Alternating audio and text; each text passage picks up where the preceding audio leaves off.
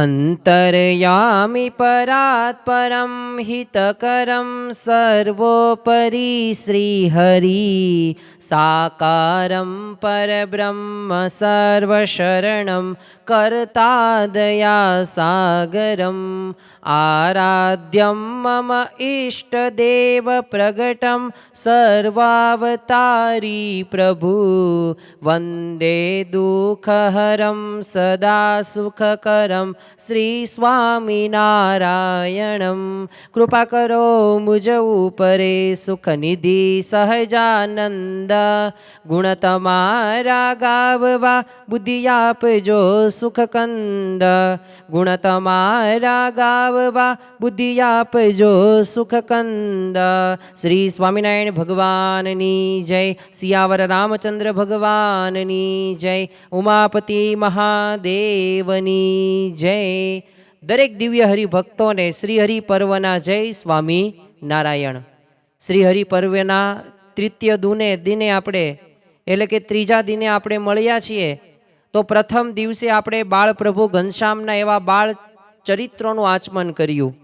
ગઈકાલે આપણે કલ્યાણકારી વન વિચરણ એ નીલકંઠ વર્ણીએ જે કર્યું ને એ જે નીલકંઠ વર્ણીના જીવન પ્રસંગો દ્વારા એ આપણે ઘણી બધી પ્રેરણાઓ પ્રાપ્ત કરી. હવે આજે આપણે દિવસ 3ની અંદર ભગવાન સ્વામિનારાયણના એવા દિવ્ય ચરિત્રોની વાત કરશું. એમના જીવન પ્રસંગો જોવાના છીએ કે જે પ્રસંગો દ્વારા આપણને ઘણું બધું નવું નવું શીખવા મળે. પરંતુ એમની દરેક પ્રકારની લીલા એ ખરેખર આપણને કંઈક સારી એવી પ્રેરણાઓ આપે છે. તો આજે આપણે ભગવાન સ્વામિનારાયણના એવા જીવન પ્રસંગોની વાત કરવી છે. એ પછી જન્મ હોય કે સર્વોપરી શ્રીજી મહારાજના એ ચમત્કારો હોય કે સંકલ્પો કેવી રીતે પૂરા કર્યા કે એમના દરેક કર્મની અંદર કેમ મર્મ છે અને આશરો આપણે કર્યો તો કેવી રીતે એ આશરો કરવો જોઈએ એવા પ્રસંગો દ્વારા આપણને આજે જાણવા મળશે. પ્રથમ હસ્તે આપણે એક પ્રસંગની વાત કરીએ. હવે આપણને ઘણી બધી વખત એક પ્રશ્ન થતો હશે કે શું ખરેખર આ પુનર્જન્મ સાચું છે કે ખોટું છે? તો જો આપણને ભગવાન સ્વામિનારાયણે જ્યારે આ પ્રશ્ન આપણને થઈને ત્યારે પુનર્જન્મ બાબતે એવા વિશેષ પ્રમાણો એ સ્વામિનારાયણ ભગવાને પણ આપેલા છે. આમ તો હિન્દુ કોને કહેવાય? તો પુનર્જન્મને માને, મૂર્તિ પૂજાને માને, શાસ્ત્રને માને અને કર્મના સિદ્ધાંતને માને આને હિન્દુ કહેવાય. વેદોને માને, મંદિરોને માને, સંતોને માને, ભગવાન સાકાર છે. તો આ બધી માન્યતા આપણે કરીએ ત્યારે આપણે હિન્દુ કહેવાય. એમ પુનર્જન્મને પણ આપણે માનવું જોઈએ. તમે આજે જો પૂર્વજન્મ પરથી 54થી વધુ પ્રમાણભૂત પુસ્તકો લખાણ્યા છે. એક અમેરિકાના મનોવૈજ્ઞાનિક છે, નામ એમનું સ્ટીવનસન. તો છેલ્લા એમના 42 વર્ષથી પોતે પુનર્જન્મ ઉપર સંશોધન કરે છે અને જગતભરની અંદર પોતે ફરે અને પુનર્જન્મના 3000થી વધુ સત્ય કિસ્સાઓ એમને ભેગા કરેલા છે અને એમને બુકની અંદર પણ આલેખન કરેલું છે.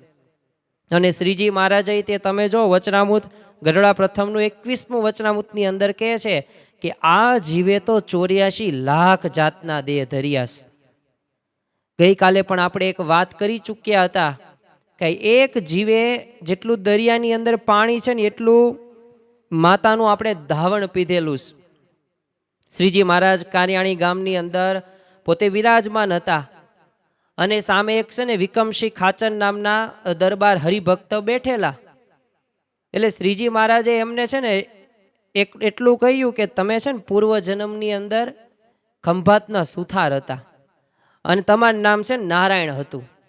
હવે આવી રીતે અચાનક મહારાજે આ વિકમસિંહ ખાચરને વાત કરી એટલે પોતે તો આશ્ચર્યચકિત થઈ જાય છે.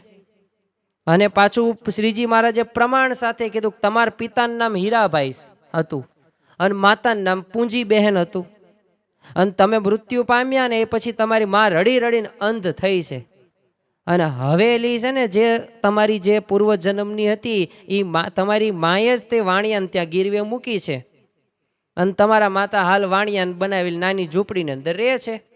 હવે મહારાજે આવી વાત કરી અને આ સાંભળીને વિકમસિંહ ખાચર તો પોતે આશ્ચર્યચકિત થઈ જાય છે પણ પાછું દુઃખમાં ડૂબી જાય છે. વિચાર તો કરો કે જીવ કેટલો પોતે એ જૂના જન્મની અંદર પણ એ પોતે ચિંતિત થાય છે અને કેટલી એને ચિંતા હોય છે.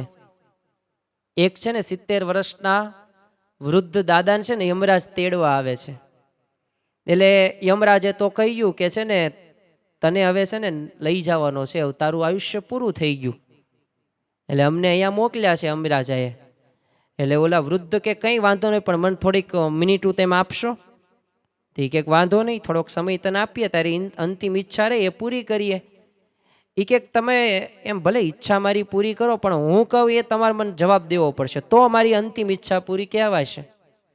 ત્યાં ઓલા યમરાજના બધા હતા દૂધ, એ કે વાંધો નહીં, હાલને કેન ભાઈ કઈ દેવી છે, એટલે અમથું લઈ તો જવાનો જ છે તને અહીંથી. તો એ કે છે ને મને હવે આના પછી જ મારો જન્મ થવાનો. ત્યાં ઓલા કે હા થવાનો છે જન્મ. એ ક્યાં થવાનો છે? એ કે તારી જે એક નાનો જે તારો દીકરો છે ને એની જે ધર્મ પત્ની છે ને, એટલે કે પુત્રવધુ, એ ત્યાં હવે તું જન્મ લેવાનો.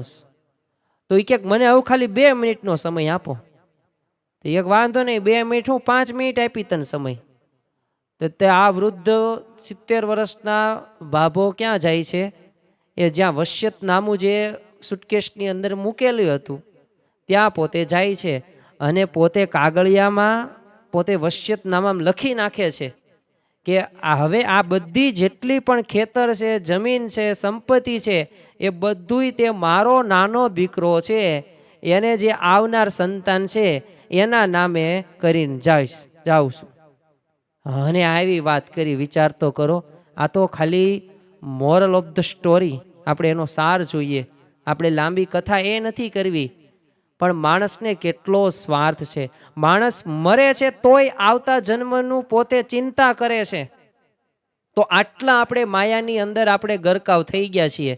જેમાં 70 વર્ષના વૃદ્ધ દાદા પોતે એ આગળની પણ એ પોતે અગાઉથી એ તૈયારી કરી નાખે છે, એને ચિંતા છે. તે અહીંયા વિકમસિંહ ખાચરની તે દુઃખમાં આવી જાય છે. એટલે એ કહે મહારાજ જો તમે કહો છો એ બધું સાચું છે, પણ તમે નિશાની શું, તમે મને નિશાની આપો. તો શ્રીજી મહારાજ કે તમારા પિતાએ છે ને હવેલીના એક મુખ્ય ઓરડાના 3જા પાટડાની અંદર 500 રૂપિયા મૂક્યા છે, અને એમનામ તમને નહીં ચડે. દીવો લઈને જોશો ને તો પાટડામાં એક ડગલી મારેલી દેખાશે, અને એ ડગલી તમે ખોલજો એટલે એમાંથી 500 રૂપિયા નીકળશે. અને આટલું સાંભળ્યું વિકમસિંહ ખાચરે, અને પ્રમાણ કરવા તો જવાનું જ હતું કે નહીં ગમે તેમ થાય, પણ હવે આ નિશાની આપી છે અને આ મહારાજ હવે પછી ફેકમ ફેક નથી કરતા ને, ગોળા નથી મારતા ને, એટલે પોતે પાકા પાયે કરવા માટે તરત તે પોતે સાંભળ્યું ને સીધા ખંભાત ગયા. નામ ઠામને આધાર શોધ ચલાવી અને પોતાના પૂર્વજન્મના માતા પાસે પહોંચે છે. બધું પૂછ્યું. ત્યાં પૂંજી ડોશી તો પોતે અંધ હતી, મહારાજે કહ્યું એમ જ તે, અને રડતા રડતા બોલવા લાગી. મારે એક છે નારાયણ કરીને દીકરો હતો, નાનો હતો ને ત્યાં જ મરી ગયો, પછી તો એનો બાપય મરી ગયો, અને મારી આવી દુર્દશા થઈ. એટલે વિકમસિંહ ખાચરે પછી તો માતાને શાંત પાડ્યા, અને પછી શેઠને વિનંતી કરી કે દીવો લઈને ઘરમાં આપણે જઈએ ચાલો.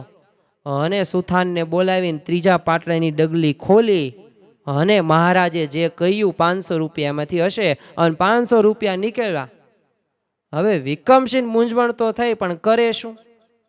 એટલે એને રૂપિયા તો પૂંજી માને આપ્યા, અને સારું લગાડતા કીધું ડોશમાં તમે જો રડતા નહીં, આ હું તમારો નારાયણ છું, હાલ હું કારિયાણીની અંદર કાઠીને ત્યાં જન્મો છું, ને આ 500 રૂપિયા વાણિયાને ત્યાં વ્યાજે મૂકું, એટલે તમારે રહેવા જમવામાં કંઈ વાંધો નહીં આવે, અને તમારી સેવામાં એક બાઈ રાખી દઉં છું.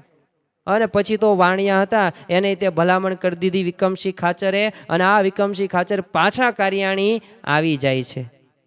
અને પૂજીમાં અને વિકમસિંહને એકબીજા પ્રત્યે જો વિશેષ હેત ન થયું, પણ વિકમસિંહના મનની અંદર એક વાત છે ને ઘુમરાવા લાગી કે અરે આવા તો આપણે કેટલા જન્મ થઈ રહ્યા છે. અને એમને એક વાતનો આનંદ પણ થઈ ગયો કે આ જન્મે શ્રીજી મહારાજનો સંગ થઈ ગયો એટલે જન્મ મરણમાંથી તો એ મુક્તિ મળી જશે. તો ખરેખર જો આ સ્વામિનારાયણ ભગવાનની આપણને પ્રાપ્તિ થઈ, જો પુનર્જન્મની વાત સાચી છે, જેમ શરૂઆતની અંદર મેં તમને વાત કરી એમ આ શ્રીહરિ પર્વનું જે આપણે આયોજન કર્યું છે એનું મુખ્ય કોઈ કારણ શું છે? તો પ્રસંગો તો આપણે ઘણી વખત સાંભળીએ જ છીએ, પણ ખરેખર એ પ્રસંગો સાંભળીને આપણા જીવનની અંદર આપણે એક સારા માર્ગે ચાલવાનું છે, એક સારી દિશામાં આગળ વધવાનું છે. અને એના માટે આ પ્રસંગો એક દીવા દાંડી સમાન છે. એટલે જો આપણો પણ અત્યારે જન્મ થયો છે તો આપણે તે કંઈક તો એવા સ્વભાવ કે આસક્તિ કે વાસનામાં હશું જ તે, પણ એ વાસના સ્વભાવમાંથી આપણે મુક્ત થવાનું છે.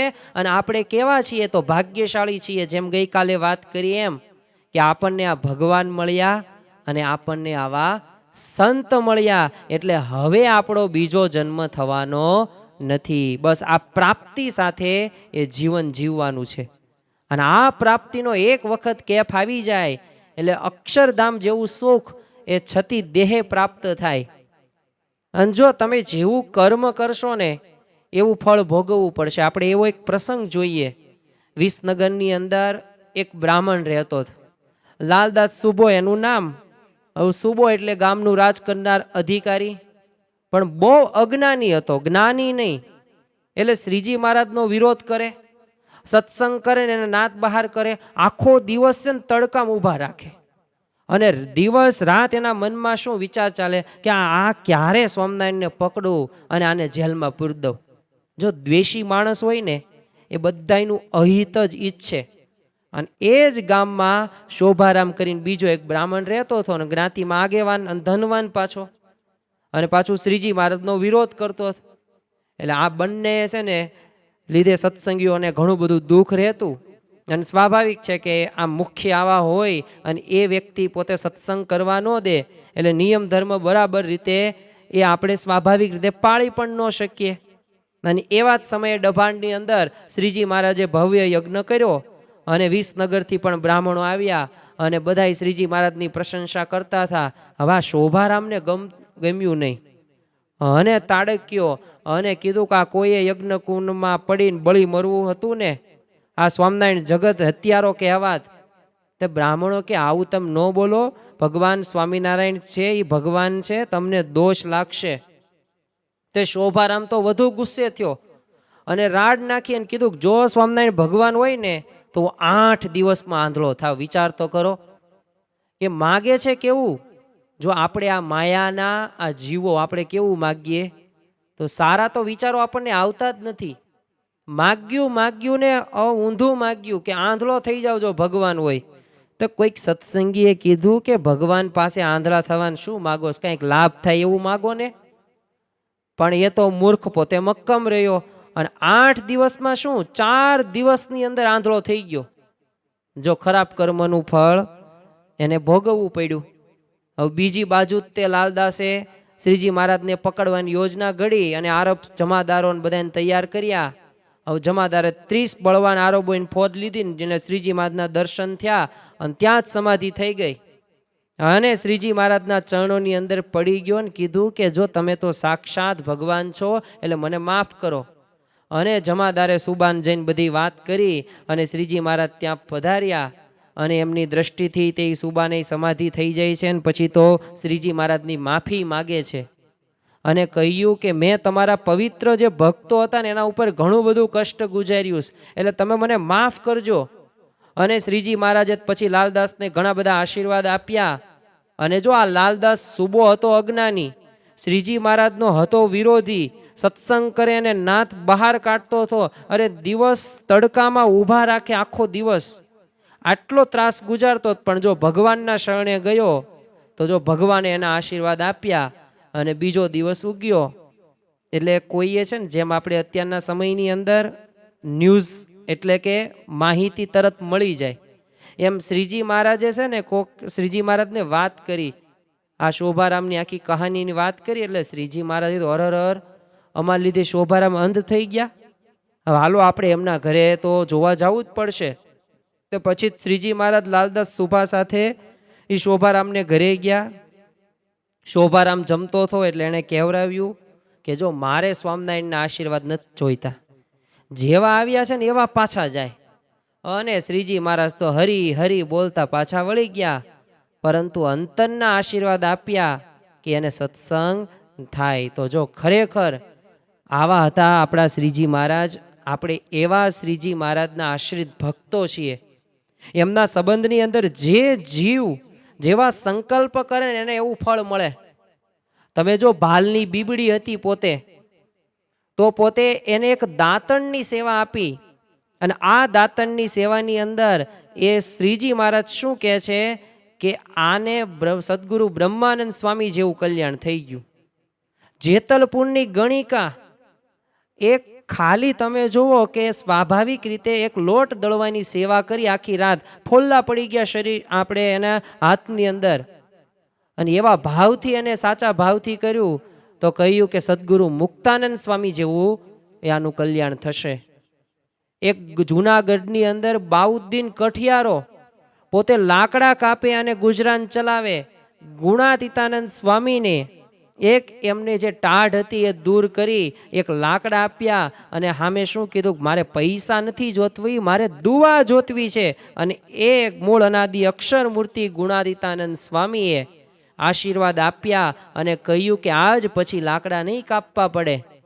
અને એ પોતે એક પ્રકારનો દીવાન થઈ જાય છે. એની જ બહેન હતી, એ જૂનાગઢના નવાબ સાથે પરણે છે, અને લાકડા કાપવાનું કાયમ માટે પૂરું થઈ ગયું. એને એક સ્વતંત્ર એ ત્યાં રૂમ પણ આપવામાં આવ્યો, દીવાન તરીકેની પોતે કામ એમને સોંપવામાં આવ્યું. અને અત્યારે પણ જૂનાગઢની અંદર બાઉદ્દીન નામની કોલેજ એ વિદ્યમાન થતી જોવા મળે છે. તો જો ભગવાન અને સંતની તમે સેવા કરો, એક અલ્પ એવી સેવા કરો ને, તો અલ્પ એવી સેવામાં પણ ભગવાનનો અતિશય રાજીપો પ્રાપ્ત થાય છે. તો ખરેખર લાલદાસ જો સુધરા તો ન્યાલ થઈ ગયા. એમ આપણે ગમે તેવા કામી, ક્રોધી, લોભી, કપટી હશું, પણ જો ભગવાન અને સંતને આશરે જશું તો અવશ્ય ભગવાન આપણા ગુના સામે ક્યારેય જોતા નથી. એ આપણે કરેલી સેવા, આપણે કરેલી ભક્તિ, આ ભક્તિએ કરીને ભગવાન વશ થાય છે. અને જો શોભારામે અવળો સંકલ્પ કર્યો તો દુઃખ આવ્યું, તો આમાં ભગવાન શું કરે? તમારા લખણે તમે હેરાન થાવ. સૂરજ સામે કોઈક ફૂલ નાખે ને તો એને ફૂલ મળે, અને ધૂળ નાખે ને તો એના ઉપર ધૂળ જ પડે. એમ જેવું કર્મ કરો એવું તમારે ફળ ભોગવવું પડે. પણ ભગવાન તો કેવા છે, અધમ ઉદાહરણ અવિનાશી તારા. ભગવાન અધમ ઉદાહરણ છે, અને કોઈનો પણ પાડ મુરારી રાખતા નથી. એ વ્યાજ સહિત આપે ગિરધારી, વ્યાજ સહિત પાછું આપે છે, અનંત ગણું કરીને આપે છે. તો કર્મ આપણે એવું સારું કરીએ જેથી ભગવાન અને સંતનો વિશેષ આપણે રાજીપો પ્રાપ્ત કરી શકીએ. બીજો આપણે એક પ્રસંગ જોઈએ તો એકવાર શ્રીજી મહારાજ છે ને પંચાળા ગામની અંદર એમને ઉત્સવ કર્યો, ફૂલદોલનો ઉત્સવ. અદ્ભુત રાસ રમ્યા, બધાને બહુ સુખ આપ્યું. ત્યારે આખા ગામને જમાડ્યું, એટલે ગામના લોકો જમ્યા ને, અને બહારથી ગામમાં આવેલા એ બધા જમ્યા. ઘી, ગોળ અને ચોખાનું જમણ હતું. એ સમયની અંદર એને શેલણ કહેવામાં આવતું હતું. શેલણ એટલે શું? તો શુદ્ધ ઘી હોય, ગોળ હોય, ચોખા હોય. આમ તમે આમ સ્વાભાવિક રીતે તમે આમ જોવો ને એ તાસળીની અંદર તમને ખાવાનું મન થઈ જાય એવું શેલણ તૈયાર કરવામાં બધાને ધરાઈને જમાડ્યા. તે શ્રીજી મહારાજે પૂછ્યું, બધાય જમ્યા? તો જવાબ મળ્યો કે હા, બધાય મહારાજ જમ્યા. અને એ વખતે નદીના સામા કિનારે છે ને ઘણા બધા માણસો મેલા ઘેલા વેશની અંદર ફરતા હતા. તે શ્રીજી મહારાજ તો બધું જાણે, એટલે અંતર્યામી પણ એ બધું જાણી જ ગયા કે બધાય કાંઈ જમ્યા નથી. એટલે હાથ કરીને કીધું, આ લોકો જમ્યા કે ન જમ્યા? તો કોઈકે શું કીધું, મહારાજ એ તો છે ને એ બધા લોકો છે, એ તો બધા બકરા મરઘાન આ બધું છે ને પાપીઓ કહેવાય, એને કઈ આપણે જમાડવાનું ન હોય. તે શ્રીજી મહારાજે ત્યારે કહ્યું કે જો સૂરજ ઉગે ને એ કોઈને ટાળે છે? વરસાદ વરસે એ કોઈ લોકોને ટાળે છે? તે પાપી કે પુણ્યશાળી જુએ છે કાંઈ? અને આ સહજાનંદ જમાડે ત્યારે કોઈને ટાળે કે કેમ બને? એટલે લોકોને બોલાવો ને હેતથી જમાડો, અમારે બધાયનું કલ્યાણ કરવું. જો આ શ્રીજી મહારાજની ભદ્ર ભાવના, આ એમનું કલ્યાણ કરવાની મુમુક્ષુતા આપણને આવા પ્રસંગો ઉપરથી પ્રાપ્ત થાય છે. શ્રીજી મહારાજે ક્યારેય તે નાત જાત, ઊંચ નીચ, ધનવાન કે ગરીબ એવું કંઈ જોયું જ નથી. સ્ત્રી કે પુરુષ એવું કંઈ જોયું જ નથી. તમે જ્ઞાની હોય કે અજ્ઞાની હોય, તમારી પાસે જાજી સંપત્તિ હોય કે ન હોય, તમે સાંખ્ય વિચાર કરતા હોય કે ન કરતા હોય, ભગવાન એવું જોતા જ નથી. એ સૂરજ સહજાનંદ ઉગ્યો છે આપણી પાસે, અને જો અત્યારે આપણને વિદ્યમાન થતો જોવા મળે છે. એટલે ઘણા બધા ભક્તો દોડ્યા અને બધા માણસોને બોલાવી લાવ્યા, અને શ્રીજી મહારાજ જાતે એમને પીરસે છે અને જમાડે છે. અને ઘણા લોકોના હૃદયમાં ત્યારે શ્રીજી મહારાજની મૂર્તિ વસી ગઈ. પછી તો એકવાર અદ્ભુત આશ્ચર્ય પણ થયેલું. એ બધાય માણસોમાંના એક માણસને મૃત્યુનો સમય આવ્યો અને શ્રીજી મહારાજની મૂર્તિ યાદ આવી, અને યાદ કરતાં કરતાં શ્રીજી મહારાજ પ્રગટ થયા અને કહ્યું કે તમે તો અમને પીરસ્યું હતું એ જ ભગવાનને. અને ત્યારે શ્રીજી મહારાજે હકારમાં એક સ્મિત કરતા કીધું કે પેલા માણસનું મન શ્રીજી મહારાજમાં જોડાઈ ગયું, હવે શું જોઈએ? તેનો અંતકાળ સુધરી ગયો. તો જો શ્રીજી મહારાજ એને ધામમાં લઈ ગયા પછી, અરે મહારાજના એક ગઢડાનો એક મંદિરનો એ દર્શન તમે કરો, સમયા ઉત્સવની સ્મૃતિ તમને આવે તો તમે અક્ષરધામમાં જાઓ. આવું શ્રીજી મહારાજે એ વરદાન આપ્યું છે, મારા જનને અંતકાળે જરૂર તેડવા આવવું, બિરુદ મારું એ ન બદલે સર્વે જનને જણાવવું. તો ખરેખર ઉદ્ધાર કરનારા છે, એ પાપી જીવોનું કલ્યાણ કરે છે.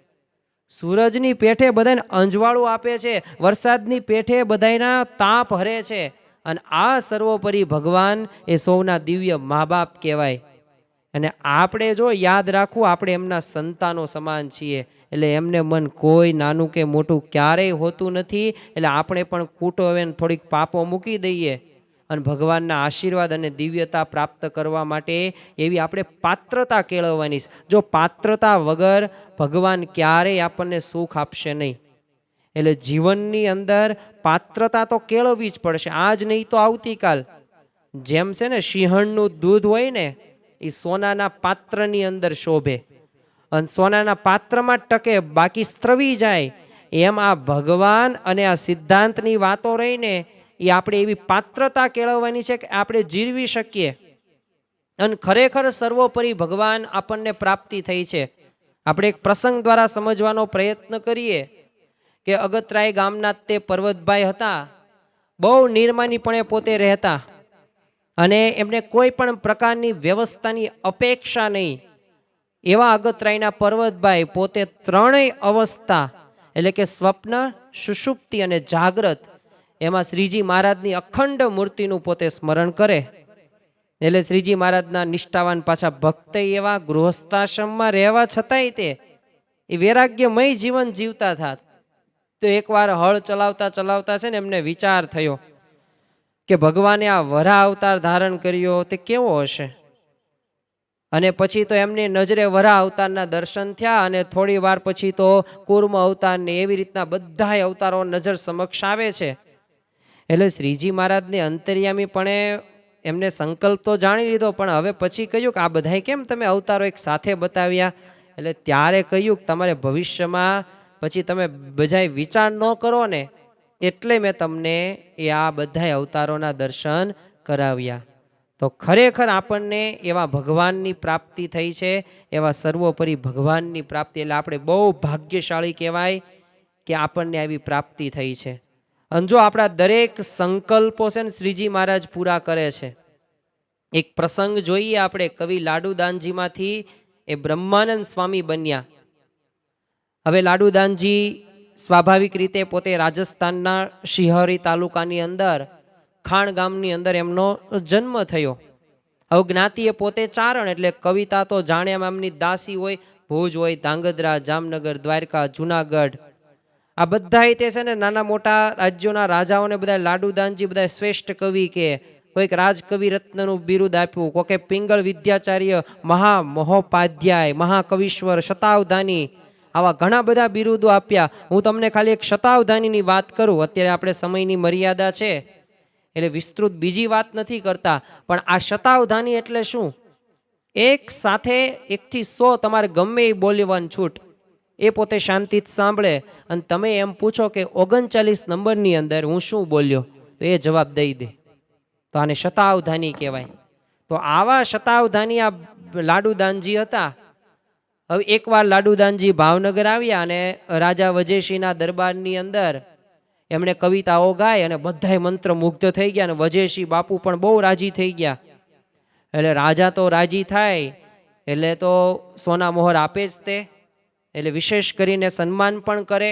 એટલે એમને નક્કી શું કર્યું, મારે આખા કવિશ્રીને છે ને સોને જ મઢવાસ. હું એટલો બધો રાજી થઈ ગયો. એટલે રાજ સોનીને બોલાવે છે. હવે રાજ સોની આવે છે તે લાડુદાનજીને એક છે ને આશ્ચર્ય ત્યારે શું થયું કે આ સોની મહાજનના કપાળની અંદર છે ને એક ચંદનનું સોહામણું તિલક હતું ને વચ્ચે કુમકુમનો ગોળ ચાંદલો હતો. એટલે કવિએ પૂછપરછ કરી એટલે વજેશી બાપુ વચ્ચેથી જ કીધું કે મને છે ને આ પ્રશ્ન ઘણા બધા સમયથી સતાવે છે કે આ મારા રાજ્યમાં એક ગઢડા ગામ છે ને ત્યાં એક સ્વામિનારાયણ આવ્યા છે ને બધાય કાઠીઓ દરબારો બધાય છે એમને ભગવાન માને છે. મને તો છે ને આમ ધતિંગ લાગે છે, મને સાચું લાગતું નથી. પારખું તમે કરો તો કંઈક સાચી વાત બહાર આવે.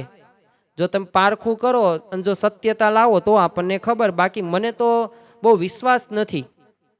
હવે જો આ લાડુદાનજી પાસે શું હતી, વિદ્યા હતી, યુવાની હતી, કીર્તિ હતી અને પાછું અભિમાનય તે એ તો હોય જ તે સ્વાભાવિક રીતે. એટલે લાડુદાનજીએ તો વજેશી બાપુને કહ્યું જો તમે ઉપાધિ ન કરતા, હું જાઉં છું ગઢડે અને હવે એમનું તો ધતિંગ છે ને એ બહાર ઉઘાડું કરવું જ છે. એ જે રીતે કરે છે બધાય લોકોને ભરમાવે છે ને એનું હોય એવું બહાર લાવીશું તમતાર. એટલે લાડુદાનજી તો ભાવનગરથી સીધા તે પોતે ગઢડા જવા માટે નીકળ્યા. હવે ડગલે ડગલે છે ને વિચાર એક ઘોળાતો જ, આજે તો છે ને સ્વામિનારાયણને ઉઘાડા પાડવા જ છે. પણ આશ્ચર્ય શું થયું, જેમ જેમ ગઢડા નજીક આવતું ગયું ને એમ એમ લાડુદાનજીનું મન છે ને થોડુંક પાછું પડતું ગયું અને મનમાં છે ને ગળમથલ ચાલી કે આ સ્વામિનારાયણ કદાચ સાચા હશે તો. પણ હું નિર્ણય કેમ કરવો? લાડુદાનજી તો હોશિયાર, પાછા વિદ્યા ભણેલા, પછી કીર્તિ તેને શાસ્ત્રોનો અભ્યાસ. એટલે એમને નક્કી કર્યું કે આપણે છે ને એવા સંકલ્પો કરીએ કે જે અશક્ય જ હોય અને એ જો સંકલ્પો પૂરા કરે તો આપણે સમજી લઈએ કે એ ભગવાન છે, નકર નહીં. અને 4 સંકલ્પો પોતે કરે છે. જો સ્વામિનારાયણ સાચા હોય તો મને છે ને નામ દઈને બોલાવે, મારી ઓળખાણ આપે. બીજો સંકલ્પ કેવો કર્યો કે મને ગળામાંથી ગુલાબનો હાર કાઢીને પહેરાવે. અને ત્રીજો ચરણની અંદર 16 ચિહ્નો દેખાડે. અને ચોથો સંકલ્પ તો કેવો અઘરો કર્યો કે એ જ્યાં બેઠા હોય ને ત્યાં કાળા કામળામાં વીટેલો ભાગવત ગ્રંથ વચાતો હોય. ક્યારેય તે ભાગવતને કાળા કપડાની અંદર એ ક્યારેય વાંચવામાં આવે નહીં. તો આવા 4 સંકલ્પો એમણે કર્યા અને લાડુદાનજી તો મનની અંદર મલકાતા જ થા. કારણ શું હતું? 4 સંકલ્પો. કારણ કે એ 4 પૂરા થવાની બહુ અઘરી વાત હતી. પણ જ્યાં ગઢડાની અંદર પોતે પ્રવેશ કરે છે ને હે લાડુદાનજીને અંતરની અંદર શાંતિનો અનુભવ થયો. અને થોડી વાર તો લાડુદાનજી દાદાના દરબારમાં પોતે પ્રવેશ્યા. લીમડા નીચે સભા ભરાઈને બેઠી હતી અને કાળા કામળમાં વીંટાયેલું ભાગવત વચાતું હતું. મહારાજ વાંચતા હતા. શ્રીજી મહારાજના ગળામાં ગુલાબનો હાર શોભતો હતો અને કવિશ્રી તો ખોવાવા લાગ્યા. અને ત્યાં જ શ્રીજી મહારાજે એમને નામ દઈને કીધું કે આવો લાડુદાનજી, આવો લાડુદાનજી. હવે મહારાજ કે લાડુદાનજી આની પહેલા એકેય વખત મળેલા હતા નહીં. કોઈ પણ હરિભક્તે કે કોઈ વ્યક્તિએ અગાઉથી પણ ઓળખાણ કરાવેલી નહીં. પણ છતાં પણ શ્રીજી મહારાજે આવી રીતે ઓળખાણ આપી અને કવિ તો ને તો ગળામાં ગુલાબનો હાર પહેરાવ્યો. એટલે જો એક સંકલ્પ પૂરો નામ દઈને, બીજો સંકલ્પ હાર પહેરાવ્યો, ત્રીજો સંકલ્પ તો આવ્યા ત્યાં જ જોયું કાળા કામળની અંદર ભાગવત વચાતું હતું. અને હવે જ્યાં ચરણ સ્પર્શ કરવા ગયા અને ત્યાં તે શ્રીજી મહારાજે ચરણ આગળ કર્યા અને 16 ચિહ્નો એ કવિ લાડુદાનજીને એ દેખાય છે. અને લાડુદાનજીના બધાય સંકલ્પો પૂરા થઈ ગયા. આનંદની સીમા ન રહી. તમે વિચાર કરો કે આવું તમારી સાથે થાય તો? તમે આવું કંઈક નક્કી કર્યું હોય અને એ પ્રમાણે બને તો આમ ગમી જાય ને. પણ મારું બેટું બનતું નથી, ચમત્કારો નથી થતા.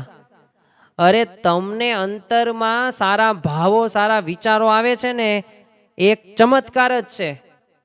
તમારાથી કોઈક સારી ક્રિયા થાય છે ને, એક ચમત્કાર જ થયો. તમે આ સોશિયલ મીડિયાના એમાં ફસાયણા વગર એ તમે આ ભગવાનના માર્ગે વળ્યા ને, આ એક ચમત્કાર જ છે. તમે ક્રોધી હતા અને ક્રોધી વગરના સ્વભાવના થઈ ગયા ને, એક ચમત્કાર જ છે. તમે ઘરમાં શાંતિથી તમે પૂજા પાઠ કરો છો, મંદિરે દર્શન જાઓ છો, રવિ સભામાં જાઓ છો, સારા સંસ્કારો પ્રાપ્ત કરો છો ને બીજાને વાત કરો છો, આ એક ચમત્કાર જ છે. આનાથી બીજા એવા ચમત્કારો, કારણ કે આખી દુનિયા યા માયાના બંધનમાં છે. તમે શું માનો છો કે મોદી સાહેબ હોય તો હું ભગવાન ભજન કરવાનો ટાઈમ મળતો હશે એમને? આપણે દુનિયાના ટોપ 10 વ્યક્તિ જે કરોડો નહીં ખરબોપતિ છે. સુંદર પિચાઈની વાત કરીએ, ગૂગલના પોતે CEO છે ઘણા બધા વર્ષોથી. થોડાક સમય પહેલા વાંચવામાં મારે આવેલું, તો એનો પગાર કેટલો, એક વર્ષનો પગાર કહું તમને, એક પેકેજ 1800 કરોડ પગાર હતો છે અત્યારે હાલની સ્થિતિએ. 1800 કરોડ એટલે કેટલો થાય? મહિનાનો 150 કરોડ પગાર, દિવસનો 6 કરોડનો પગાર, અને કામ કેટલું કરવાનું? ખાલી 5 થી 6 કલાક. તો તમે શું માનો છે ભાગ્યશાળી છે? પૈસા શું ખવાય છે? શું પૈસાથી મોક્ષ મળે? તો ઘણું બધું ધન બીજા પાસે, આપણી પાસે, આપણા બાપ દાદાઓ પાસે કેટલું બધું ધન સંપત્તિ અને ખેતરો હતા. તો જો એ આપણે તો જો હતા જ તે, અને આપણે જો જન્મ લીધા જ છે, આપણે હમણાં જ પ્રસંગની વાત કરી પુનર્જન્મ, તો આપણે થયેલા જ છે અને આપણે લીધેલા જ છે. પણ આ તો ભગવાને છે ને ચેકલબરથી બધું ઘૂસી નાખ્યું, ઇરેઝ કરી નાખ્યું. નકર તો એ આપણે હવે 2 દી પહેલા જ તે તમારા મમ્મીએ કંઈક કીધું હોય, હવે એનું ખોટું લાગી ગયું હોય, હવે એનાથી જ તમે ઉપર નથી આવતા, તો પછી ગયા જન્મમાં કંઈક એવું કર્યું હોય ને એ તમને જો યાદ રહે અને એવી ભગવાન કેસેટ ફિટ કરી દે, તો કેટલા તમે દુઃખી રહ્યો કે મેં ગયા જન્મે જો આ ભૂલ કરી હતી, આમ કરી હતી. એટલે આ તો ભગવાન બહુ દયાળુ કહેવાય કે એ ભગવાન જે આપણને યાદ કરાવે ને એમાં જ સારી બાબત એ કહી શકાય. એટલે આપણા જીવનની અંદર આપણે આ મોટો ચમત્કાર થયો કહેવાય કે આપણને આ ભગવાન મળ્યા, આ સંત મળ્યા, આ સત્સંગ મળ્યો. હવે આ 84 લાખ યોનિમાંથી હવે આપણે મુક્ત થઈ જશું. અને ખરેખર આ રીતે, એવી રીતે એમને સંકલ્પો બધાએ પૂરા કર્યા એટલે બહુ રાજી થઈ ગયા. અને એટલું જ નહીં, એના વર્ષોના જે બીજે ક્યાંય ન મળ્યું ને એ સર્વોપરી શ્રીજી મહારાજને એમને દેખાઈ ગયું અને એમનું રહ્યું હતું ને ગદગદ થઈ ગયું અને મુખમાંથી કવિતા સરી પડી, આજની ઘડી રે ધન્ય આજની ઘડી. તો ખરેખર નિરખ્યા સહજાનંદ ધન્ય આજની ઘડી. અને પાછી ખુમારી કેવી પછી આવી ગઈ, કુંડળની અંદર હતા, એમને રતાંધળાપણું જોઈ નહોતા શકતા. શ્રીજી મહારાજ દુઃખી થઈ ગયા. આપણે કાલે પરમ દિવસે પ્રસંગ જોયો, પણ ટૂંકમાં અત્યારે હું વાત કરી દઉં. પણ શું બોલે છે? રાજ મારે દિન દિન દિવાળી રે, રાજ મારે દિન દિન દિવાળી રે. રાજ મારે દિન દિન દિવાળી, એક દિવસ નહીં 365 દિવસ તમે મળ્યા, પૂરું થઈ ગયું. જો આ પ્રાપ્તિનો આનંદ. એક વખત મહારાજે બધા પરમહંસોને એક વેતવા છે ને કંતાન આપતા હતા. બ્રહ્માનંદ સ્વામીનું શરીર છે ને થોડું હુષ્ટપૃષ્ટ, એટલે એક હાથવા કંતાનથી થાય નહીં. એટલે એમનો વારો આવ્યો, એટલે શ્રીજી મહારાજ કે તો જેટલું નિયમ પ્રમાણે બધાને આપવાનું હતું એટલું જ આપ્યું. તો બ્રહ્માનંદ સ્વામી કે મહારાજ મારા શરીર સામે તેમ જો. તો મહારાજ કે શરીર ઘટાડો. તો બ્રહ્માનંદ સ્વામી હસવા લાગ્યા કે મહારાજ એમ એક દિવસમાં થોડું શરીર ઘટે, એક તમારે જેમ કરવું એમ કરો, પણ નિયમ ઈ નિયમ, એ વધારે તમને થોડુંક પણ મળશે નહીં. અને બ્રહ્માનંદ સ્વામી ઉપર નીચે આજુબાજુ બધી દિશામાં નજર કરે. શ્રીજી મહારાજ કે શું જોવો છો? તો બ્રહ્માનંદ સ્વામી કે હું એ જોઉં છું કે દુનિયાના એકેય ખૂણે ભગવાન છે, જો હોય ને તો હું ન્યા વહી જાઉં. ત્યાં મહારાજ કે દેખાયણા કે કઈ જગ્યાએ? ના. બહુ રાજી થઈ ગયા કે ન દેખાય. બસ જો આ પ્રકારની એમને પ્રાપ્તિનો એ વિચાર હતો. એટલે પોતે અખંડ સુખી. પછી તો મહારાજે આપ્યું એક અંતાન. પણ જો સમજવાનું શું છે કે આવી આપણા જીવનની અંદર પણ આવો પ્રાપ્તિનો આપણે કેફ રાખવાનો છે. અને એમ કહેવાય ને કે કવિશ્રીના હૃદયની અંદર એવા દ્વાર ખુલી ગયા. આ પ્રસંગ જ્યારે બન્યો, આ સંકલ્પો પૂર્યા, આમ મીઠાઈની આમ પૂતળી આમ સમુદ્રમાં આમ પાણી તાગ કાઢવા ગઈ અને પાણીમાં સમાઈ ગઈ હોય ને, પછી તો રાજકવિ મટીને લાડુદાનજી એ શ્રીજી મહારાજના સાધુ થયા, રંગદાસ નામ પડે છે, અને પછી તો આપણે એમને સદગુરુ બ્રહ્માનંદ સ્વામીના નામે પણ ઓળખીએ છીએ. તો જો આવા હતા શ્રીજી મહારાજ, પોતે અંતર્યામી, સૌના મનની બધી જ વાતો જાણે. એટલે જો આપણી પણ દરેક વાતો ભગવાન જાણે છે, જાણે છે, જાણે છે. એમ ન માનતા કે છાના માના એ આપણે બજારમાં ગયા અને લસણ ડુંગળી વાળું ખાઈ લીધું અને ભગવાન નથી જાણતા. એ તો બહુ દયાળુ છે, એ આપણા ઉપર એવું નથી કરતા, બાકી જાણે છે. તમે કેટલા નિયમ ધર્મનો લોપ કરો છો ને એ પણ જાણે છે, પણ આ તો કૃપાએ કરીને એ આપણને એ સ્વાભાવિક રીતે અસર જોવા મળતી નથી. એટલે આપણને આવા ભગવાનની પ્રાપ્તિ અને એમના દરેક કર્મની અંદર છે ને કંઈક ને કંઈક મર્મ સમાયેલો જ છે. આ બધા પ્રસંગો દ્વારા આપણને ખ્યાલ આવે છે ને આપણને સમજાવે છે કે શ્રીજી મહારાજરાને એ સર્જન કરનાર છે, સર્વ કરતા હર્તા છે, અને એમના દરેક કર્મની અંદર કંઈક ને કંઈક તો ઊંડો મર્મ રહેલો જ છે. આપણે એક બે પ્રસંગો દ્વારા એ આપણે જોઈએ ત્યારે આપણને વિશેષ ખ્યાલ આવશે. એકવાર શ્રીજી મહારાજ ગઢપુરની અંદર પોતે વિરાજમાન હતા. હવે લીમડા નીચે સભા ભરાઈને બેઠેલી, સંતો ભક્તો બધાય પરમહંસો બધાય બેઠેલા, ઉનાળાનો સમય. એટલે લીમડા પરથી અચાનક એક છે ને સૂકી સળી શ્રીજી મહારાજના ખોળામાં આવીને પડી, અને શ્રીજી મહારાજે એને હાથમાં લીધી અને એ સળીને છે ને બે ટુકડા કરી નાખ્યા. સ્વાભાવિક રીતે આપણે તે આવું કરતા હોઈએ છીએ, પણ શ્રીજી મહારાજે આ કર્યું એટલે મુક્તાનંદ સ્વામી એ તો પોતે આ જોઈ રહ્યા, અને ખરેખર શ્રીજી મહારાજના મુખ ઉપર છે ને એમને કંઈક અજબ એવું રહસ્ય દેખાતું હતું. એટલે મુક્તાનંદ સ્વામીએ છે ને પૂછી જ નાખ્યું કે મહારાજ આ સળી તોડીને તમે શું કર્યું? તો શ્રીજી મહારાજ કે એક બ્રહ્માંડ તોડ્યું ને એક બ્રહ્માંડ જોડ્યું. તો જો આ એક સામાન્ય એવું કર્મ કર્યું, પણ એ કર્મની અંદર એક એવો મર્મ ઊંડું રહસ્ય છુપાયેલું છે. ગઢડાનો જ એક બીજો પ્રસંગ છે. શ્રીજી મહારાજ જ્યારે સભામાં આંખો મીચીને બેઠેલા, એમાં અચાનક એમની આંખો છે ને ખુલી ગઈ, એટલે એમને ઝટ દઈને આમ ડાબી તરફથી જમણી તરફ જોયું, જેમ આપણે જોઈએ જ છીએ, દરરોજ જોઈએ છીએ, આજુબાજુ જમણી ડાબી બધી સાઈડ. હવે આંખોની આ લીલા કંઈક વિશિષ્ટ હતી, એટલે મુક્તાનંદ સ્વામી ને આશ્ચર્ય થયું. એટલે એમણે પૂછ્યું કે મહારાજ આ તમે શું કર્યું?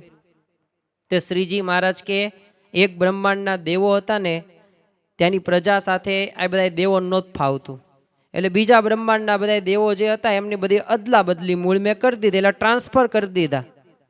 હવે આવા વાક્યો સાંભળીને બધા બહુ આશ્ચર્ય પામ્યા. તો જો દરેક કર્મની અંદર કંઈક ને કંઈક તો મર્મ છુપાયેલો જ છે. તો જો આપણને એવા ભગવાન મળ્યા છે. આ શ્રી હરિ પર્વની અંદર એમના જ્યારે ઐશ્વર્યની વાતો કરવામાં આવે, જ્યારે એમના પ્રભાવની વાતો કરવામાં આવે, જ્યારે એમની દરેક લીલાઓનું સ્મરણ કરવામાં આવે, ત્યારે આપણા અંતરની અંદર એ આનંદના ફુવારા છૂટવા પડે. એકવાર શ્રીજી મહારાજ ગઢડાની અક્ષર ઓળીની અંદર વિરાજમાન હતા. હવે જમવાનું પૂરું થયું એટલે હાથ લૂછીને છે ને શ્રીજી મહારાજ આમ રૂમાલ આમ ઊંચો કર્યો અને પૂછ્યું કે આ શું છે? તો બ્રહ્માનંદ સ્વામી કે રૂમાલ છે. હવે સ્વાભાવિક છે કે રૂમાલ, પોતે હાથ લૂછો છે ને રૂમાલ ઊંચો કર્યો, રૂમાલ દેખાય તો રૂમાલ જ કે ને. તો શ્રીજી મહારાજ કે સ્વામી તમે જોવો તો ખરા, રૂમાલ નથી તલવાર છે. તો બ્રહ્માનંદ સ્વામી કે ના મહારાજ આ રૂમાલ છે અને રૂમાલ જ છે, તમે ગમે એને પૂછો. તો આવી રીતના રકજક થોડીક ચાલી એટલે મુક્તાનંદ સ્વામીએ કીધું બ્રહ્માનંદ સ્વામીને કે સ્વામી રૂમાલનું નામ છે ને શ્રીજી મહારાજે હાલ તલવાર પાડ્યું છે, એટલે તલવાર તમે કહો ને, અને બધાને નામ પાડનાર તો ભગવાન જ છે ને. તા બ્રહ્માનંદ સ્વામી કે ના સ્વામી હું એમ ન કહું, હું તો હોય એવું જ બોલું. અને આવું સાંભળીને તરત શ્રીજી મહારાજે એ રૂમાલ આમ ઊંધો કર્યો, અને એ બ્રહ્માનંદ સ્વામી નહીં પણ જેટલા સંતો ભક્તો એ ત્યાં હતા ને બધા આશ્ચર્ય પામી ગયા, કારણ કે એ રૂમાલ નહોતો, એમના હાથની અંદર તલવાર બધાને દેખાતી હતી, રૂમાલની તલવાર કરી નાખી. તો જો આવા તો ઘણા બધા પ્રસંગો છે કે જે પ્રસંગો ઉપરથી આપણને ખ્યાલ આવે કે એમના દરેક કર્મની અંદર કંઈક ને કંઈક તો મર્મ હોય જ છે. તો આ આપણા જીવનની અંદર આવા ચરિત્રો રહ્યા ને, એ ચરિત્રોને આપણે યાદ કરીએ. જો આ બધાય ચરિત્રો એ સાંભળીને આપણા અંતરની અંદર શાંતિનો અનુભવ થવો પડે, અને આ ચરિત્રો આપણે યાદ રાખીએ ને ત્યારે આપણને ભગવાનનો સાચો યથાર્થ મહિમા સમજાય. બાકી જો પ્રસંગો જ ખબર ન હોય અને સ્વામિનારાયણ ભગવાનની જય, જન્મ જયંતિ પૂરી, ચાલો ક્યારે આવે છે તો બસ આવતા જ તે હવે ગુરુવારે એટલે આવતીકાલે જ તે તો એમ કહીને પૂરું. તો એમ જન્મ જયંતિ સાચી રીતે યોગ્ય રીતે આપણે ઉજવી ન કહેવાય. એમના ચરિત્રો, એમના પ્રસંગો રહ્યા ને એ આપણે એનું મનન ચિંતન કરવાનું છે. અને ખરેખર એક ગુણાતીતમાં પ્રગટ છે આ શ્રીજી મહારાજ. એક દિવસ સંતો હરિભક્તોને બોલાવીને છે ને શ્રીજી મહારાજે કીધું કે અમારું કામ છે ને હવે પૂરું થઈ ગયું છે, એટલે હવે અમે ધામમાં જઈશું. અને ગામો ગામ તો સમાચાર પહોંચી ગયા કે શ્રીજી મહારાજ હવે ધામમાં જવાનું કહે છે. એટલે બધા દૂર દૂરના ગામોથી ભક્તો બધા દર્શન કરવા આવવા લાગ્યા. અને શ્રીજી મહારાજે ખાવા પીવાનું બધું છોડી દીધું. અને ગુણાતીતાનંદ સ્વામી એ વખતે જુનાગઢ હતા. એટલે શ્રીજી મહારાજે કીધું કે એમને બોલાવો. અને આ સંદેશો ગુણાતીતાનંદ સ્વામીને મળ્યો અને તરત પોતે ગઢડા જવા માટે નીકળ્યા. ક્યાંય થાક કે ઉતરવાય રોકાણા નહીં, એકઈ જગ્યાએ કંઈ પણ નહીં, સીધા ગઢડા આવીને સ્વામી સીધા શ્રીજી મહારાજના દર્શન કરવા માટે જાય છે. હવે આવા મંદવાડમાં પણ શ્રીજી મહારાજ એમને વહાલથી ભેટે છે અને એમની સાથે પ્રેમથી વાતો કરી અને ગાવા લાગ્યા કે મીઠા વાલા કેમ વિસરું, મારું તમથી બાંધેલ તન હો. તે કોઈક સંત કે મહારાજ તમારો વિયોગ ગુણાતીતાનંદ સ્વામી નહીં સહી શકે, માટે એમને ક્યાંક બીજે મોકલી દો તો સારું. શ્રીજી મહારાજ થોડુંક હસ્યાને કીધું ક્યાં મોકલી દઉં એમને, જ્યાં હું છું ને ત્યાં જ એ છે, અને જ્યાં એ છે ત્યાં જ હું છું. અમે તો એમની સાથે અનાદિ કાળની પ્રીતથી બંધાયેલા છીએ અને એ અમારે રહેવાનું અક્ષરધામ છે. 1/6/1830 એ દિવસ, અને આ દિવસે તે શ્રીજી મહારાજે આખરે જ્યારે શરીરનો ત્યાગ કર્યો ને ત્યારે બધાય ઊંડા શોકની અંદર ડૂબી જાય છે. અને ગુણાતીતાનંદ સ્વામીને અત્યંત દુઃખ થાય છે. એકવાર તો લક્ષ્મીવાડીથી દૂર શૌચ ક્રિયા કરવા માટે જતા હતા ને ત્યાં જ એમને લીલી ધ્રો હતું, એક પ્રકારનું ઘાસ, એ જોઈને એમને વિચાર આવ્યો કે આ પાણી છે ને તો આ ધ્રો જીવે છે, પણ જો ધ્રો જેવા છીએ શ્રીજી મહારાજને લીધે જીવતા હતા, હવે કેવી રીતે જીવશું. અને આ વિચાર આવ્યો અને વિયોગની વેદનાથી પોતે બેભાન થઈ જાય છે અને જમીન ઉપર પોતે પડી જાય છે ગુણાતીતાનંદ સ્વામી. અને ત્યાં જ ચમત્કાર થયો. સ્વામીને શ્રીજી મહારાજે દર્શન આપ્યા અને હાથ પકડીને બેઠા કર્યા ને પછી નજીક લઈને કીધું કે હું ક્યાં ગયો છું, હું તો તમારામાં અખંડ રહ્યો છું, અખંડ રહ્યો છું, અખંડ રહ્યો છું. અને એ રીતે અક્ષર બ્રહ્મ દ્વારા એક ગુણાતીત સંત દ્વારા પૃથ્વી પર સદાય પ્રગટ રહેવાનો શ્રીજી મહારાજે ત્યારે પણ કોલ આપ્યો. તમે જો સાળંગપુરની અંદર રાઠોડ ધાધલને ત્યાંય તે એ જ્યારે હુતાશીનીનો જ્યારે ઉત્સવ કર્યો ફૂલદોલ, ત્યારે પણ એમને રહેવાનું ધામ એ અક્ષરને ઓળખાય દીક્ષા આપી ત્યારે પણ આ જ વાત કરવામાં આવેલી છે.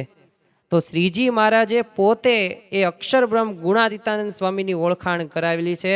સંતો ભક્તોએ પણ આ વાત માન્ય રાખી છે અને એમને પણ એવી રીતે મહારાજના મુખેથી સાંભળેલું છે. એટલે નિષ્કાન સ્વામીએ કીધું કે બંધ કીધા બીજા બારણા રે, વહેતી કીધી અક્ષર વાટ, પુરુષોત્તમ પ્રગટી રે આ અક્ષર વાટ. એટલે ગુણાતીત ગુરુ પરંપરા એ શ્રીજી મહારાજનું એ પ્રગટપણું અને હંમેશા પૃથ્વી ઉપર વિરાજમાન રહે છે. અને એ અત્યારે હાલ આપણને પ્રગટ બ્રહ્મ સ્વરૂપ મહંત સ્વામી મહારાજ દ્વારા એ પ્રગટ છે.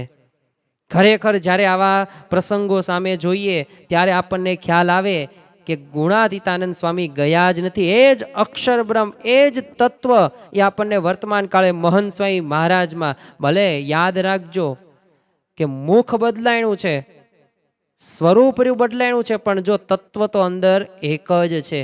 અને એ ગુણાતીત ગુરુ પરંપરા આપણને આવી પ્રાપ્ત થઈ છે. તો આનું આપણે પ્રાપ્તિનો કેફમાં રહેવાનું છે. એટલે ગુણાતીતમાં પ્રગટ છે શ્રીજી મહારાજ. આ વાત જ્યારે આપણા જીવનની અંદર આપણે જો હૃદયમાં ધારી લેશું ને તો યાદ રાખજો કે અવશ્ય આપણા જીવનમાં શાંતિનો અનુભવ પણ થશે અને સાથે સાથે આગળ વધવાનું બળ પણ પ્રાપ્ત થશે. દરેકને આધ્યાત્મિક માર્ગની અંદર આગળ વધવું છે, પણ આધ્યાત્મિક માર્ગની અંદર આગળ વધવા માટે આવા ચરિત્રો, આવા પ્રસંગોની સ્મૃતિ આપણે કરવી જોઈએ. અને જો આશરો કરે ને એટલે પાપ ટળી જ જશે. ગમે તેવા આપણામાં સ્વભાવો નહીં હોય, ગમે તેવી પંચ વિષયો પ્રત્યેની આસક્તિ ન હોય. તમે જુઓ કે દક્ષિણ આફ્રિકાના તે પોતે સુભાષભાઈ પટેલ હતા, તો કેવું એમનું જંગલી જીવન હતું. પણ જો પ્રમુખ સ્વામી મહારાજનો યોગ થયો અને એમનું જીવન પરિવર્તન થઈ ગયું. અરે દેવીવાળો મગનીરામ એમાંથી અદ્વૈતાનંદ સ્વામી બની ગયા. તમે જો આ કવિ લાડુ દાનજીમાંથી કવિ બ્રહ્માનંદ સ્વામી બની ગયા. એટલું જ નહીં, જે પણ મુમુક્ષુઓ એ શ્રીજી મહારાજના શરણે આવ્યા છે, આશરો પણ જો કેવો આશરો કરવા, મહાત્મ જ્ઞાન યુક્ત, એ નિશ્ચય અને એવો મહત્વ સમજવાનું. જેવું મહત્વ આપણને પૈસાનું, ધનનું, સંપત્તિનું, સત્તાનું, આવડતનું છે ને, એવું જ મહત્વ, એવો જ મહાત્મ જ્ઞાન યુક્ત નિશ્ચય આપણે ભગવાન અને સંતમાં કરવાનો છે. અને આશરો કરીશું એટલે પાપ ટળશે જ. તે આપણે એક પ્રસંગ દ્વારા સમજવાનો પ્રયત્ન કરીએ. દબાણની અંદર શ્રીજી મહારાજે યજ્ઞ કરેલો, તો બહુ મોટો યજ્ઞ, આખા ગુજરાતમાં એની વાત ફેલાઈ ગઈ.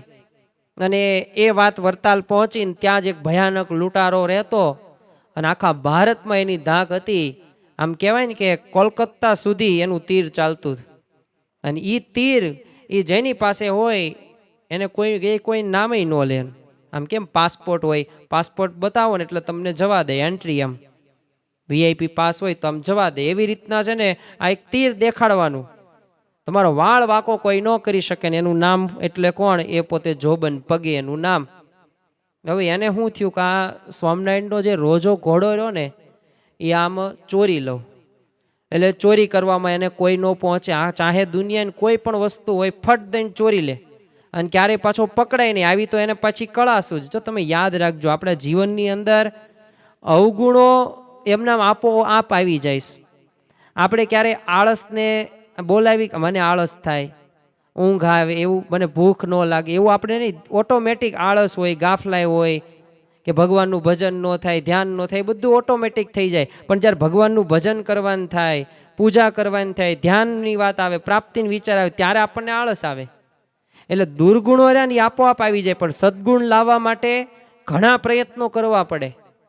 એટલે આને એમાં કળા આવી ગઈ. તો પણ જો આના ઉપરથી એ ખ્યાલ આવે કે જો કોઈ વ્યક્તિ પોતે એવી બુદ્ધિથી, કુબુદ્ધિથી જો મહેનત કરે ને, તો એને જો ચોરી કરવામાં એક્સપર્ટ બની શકતો હોય, તો શું આપણે ભગવાન અને સંતને રાજી ન કરી શકીએ?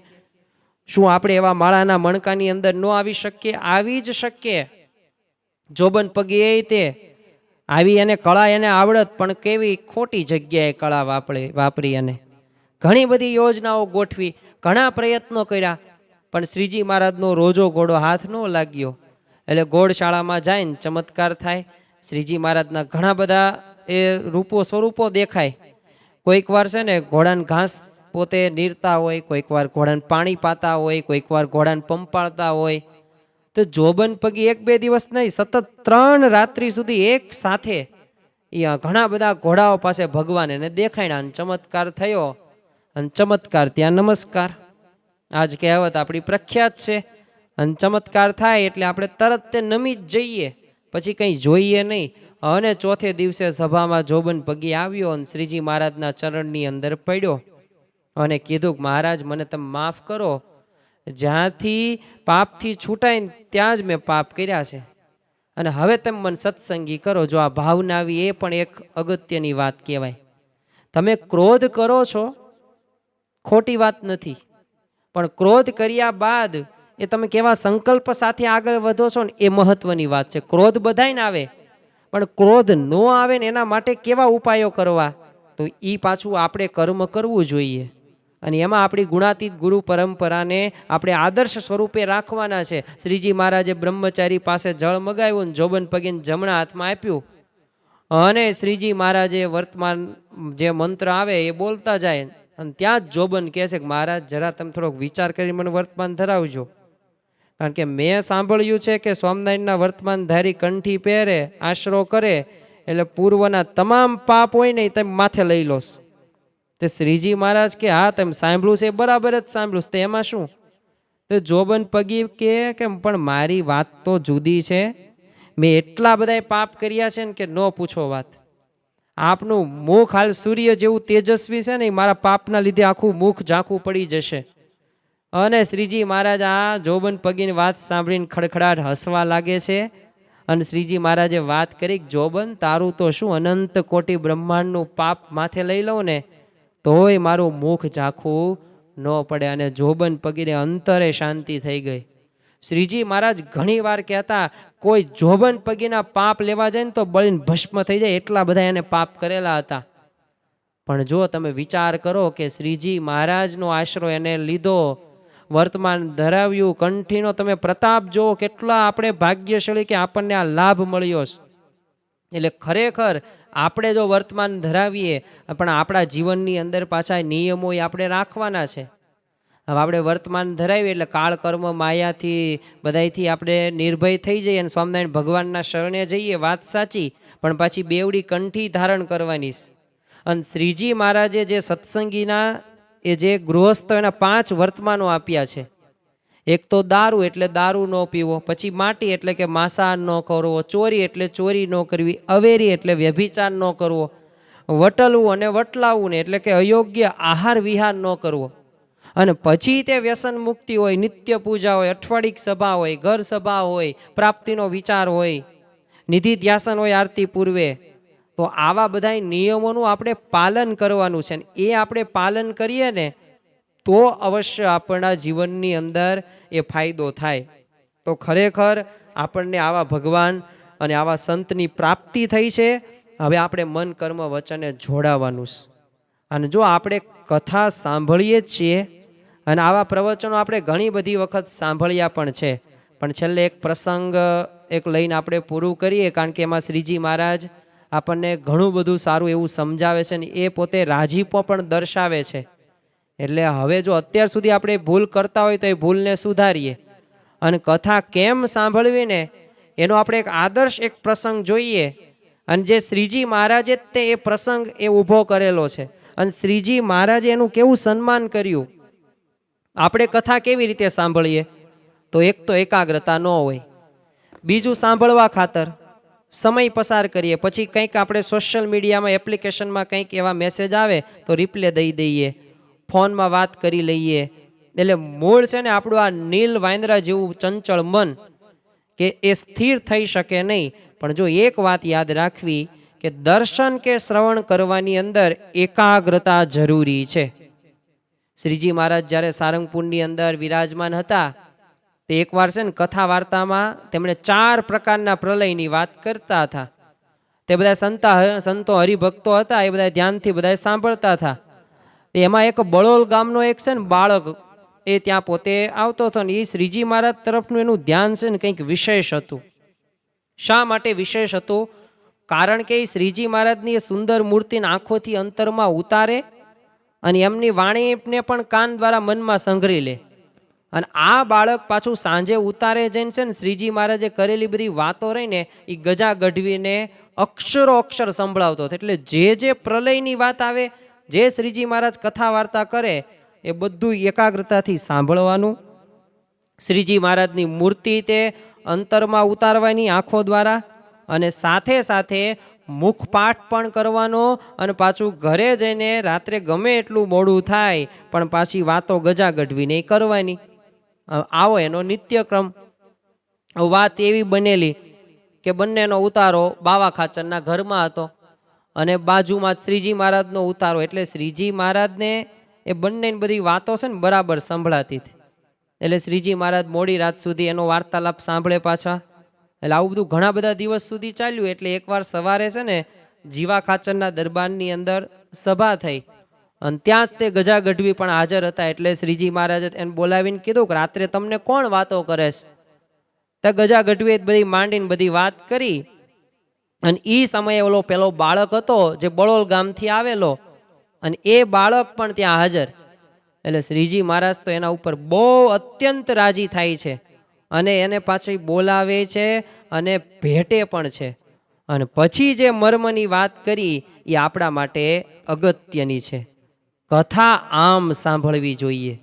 યા બળોલ ગામનો એ જે બાળક હતો ને એ જે એને ભેટા એટલું જ નહીં, ત્યારે મહારાજ સભામાં બધાને વાત કરતા કીધું કે જો કથા વાર્તા સાંભળીએ ને તો આ બાળક ભક્તની જેમ ધ્યાન દઈને સાંભળીએ અને કથા વાર્તાના શબ્દોને યાદ રાખીએ ને, સાંભળેલી કથાની મહિમા હોય ને અન્યને બધાને કેપથી કહેવાનું છે અને જીવનમાં ઉતારવાની છે, તો આને શ્રવણ ભક્તિ સાચી કહેવાય.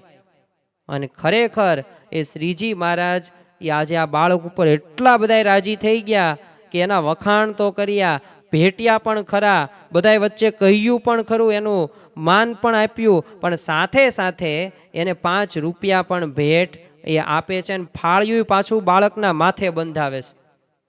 તો કેટલો બધો રાજીપો એ બળોલ ગામનો બાળક લઈ ગયો. કારણ શું હતું? કારણ કે કથા સાંભળવાની સાચી રીત એની પાસે હતી. એમ આપણે તે આપણા જીવનની અંદર જ્યારે પણ કથા વાર્તા સાંભળીએ, નવધા ભક્તિની અંદર પ્રથમ સ્થાન કથા વાર્તાને આપવામાં આવે છે. તો આ કથા વાર્તાના શબ્દો આપણા અંતરની અંદર ઉતરે, આપણે એવું વર્તન કરી શકીએ, તો જ તે કથા વાર્તા યથાર્થ રીતે આપણે સાંભળી કહેવાશે. તો ખરેખર આજના દિવસે આપણે ભગવાન સ્વામિનારાયણના એ શ્રી હરિ પર્વ નિમિત્તે એવા જીવન પ્રસંગો દ્વારા આપણા જીવનમાં બધાય પ્રસંગોમાંથી આપણને ઘણી બધી પ્રેરણાઓ પ્રાપ્ત થાય છે.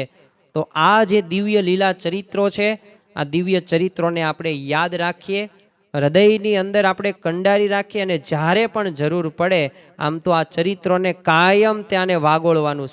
જેમ ગાય હોય ને, એને તમે ઘાસચારો આપો ને તો એક સાથે જમી જાય, એમાં કથા વાર્તામાં આપણે આવા પ્રસંગો તો ઘણા બધા સાંભળ્યા, પણ સાથે સાથે પછી ગાય પછી શું કરે? શાંતિથી એક જગ્યાએ બેઠા બેઠા વાગોળે.